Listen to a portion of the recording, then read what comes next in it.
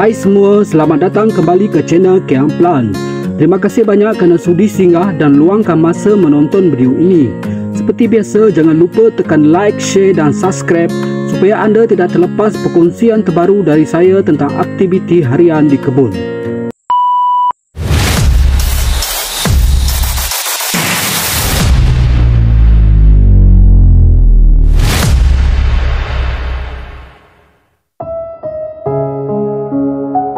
Sekarang saya berada di kebun cili pertama, tempat di mana saya mula menanam dan banyak belajar tentang tanaman cili.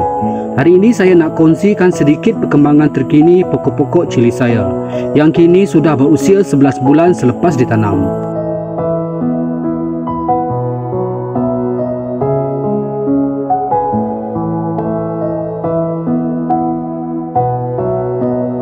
Bila usia pokok cili dah masuk 11 bulan, banyak perubahan yang kita boleh nampak. Kalau dulu masa awal daun dia hijau, segar dan lebat, sekarang daunnya dah mula menguning perlahan-lahan. Ini tanda pokok dah semakin tua dan mungkin juga disebabkan oleh hujan yang kerap turun kebelakangan ini. Kalau anda perasan, bila hujan turun terlalu kerap, akar pokok mudah terendam air. Dan ini boleh buat nutrien dalam tanah susah diserap sepenuhnya oleh pokok. Akhirnya daun jadi kekuningan dan buah pun mula menunjukkan tanda-tanda masalah.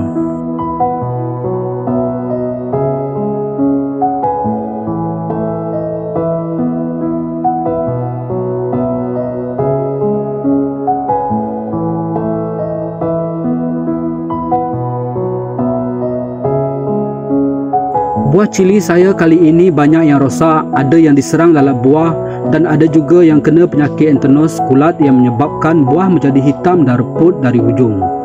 Memang agak sedih bila tengok hasil yang kita jaga dari kecil jadi begini. Tetapi itulah lumrah bertani. Ada masa hasil banyak, ada masa kita diuji.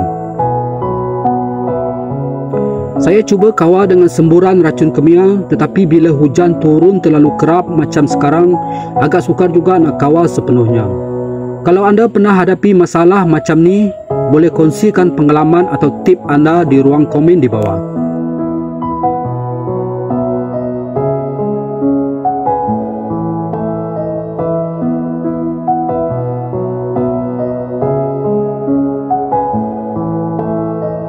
Sekarang ni dah masuk bulan 10. Memang musim hujan di kawasan saya. Kadang-kadang hujan turun pagi sampai ke petang. Bila cuaca lembap terlalu lama, pokok mudah stres dan mudah dijangkiti penyakit. Walaupun kita dah berusaha sebaik mungkin, akhirnya pokok tetap juga diserang penyakit. Saya anggap ini semua sebagai proses pembelajaran. Setiap musim ada cabarannya sendiri. Bertani ini bukan sekadar tanam dan tuai, tetapi tentang sabar, usaha, keikhlasan hati dalam menjaga rezeki yang kita tanam sendiri.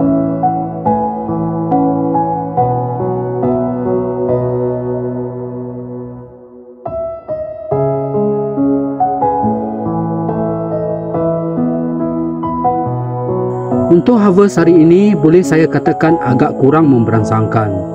Buah yang elok tak banyak, banyak yang saya terpaksa buang sebab dah rosak. Tapi tak mengapa, yang penting kita tetap teruskan semangat untuk menjaga kebun ini. Kadang-kadang hasil yang sedikit pun tetap jadi rezeki. Dan bila kita rakam perjalanan kebun ini, kita dapat tengok sendiri perubahan dari hari ke hari. Dari semaian kecil dulu sampai sekarang pokoknya dah tua dan hampir hujung musim.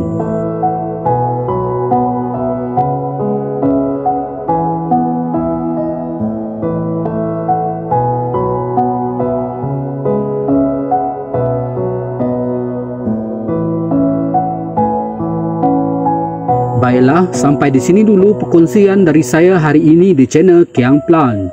Kalau anda suka dengan video ni, jangan lupa tekan like, share dan subscribe untuk sokong saya terus berkongsi pengalaman dalam dunia pertanian. Dan saya juga nak dengar pendapat anda. Apa cabaran paling besar yang anda hadapi bila tanam cili? Kongsikan di ruang komen di bawah. Mungkin kita boleh sama-sama belajar sesuatu hari ini. Terima kasih banyak kerana menonton sampai habis. Kita jumpa lagi dalam video seterusnya dengan lebih banyak perkongsian dari kebun kecil saya.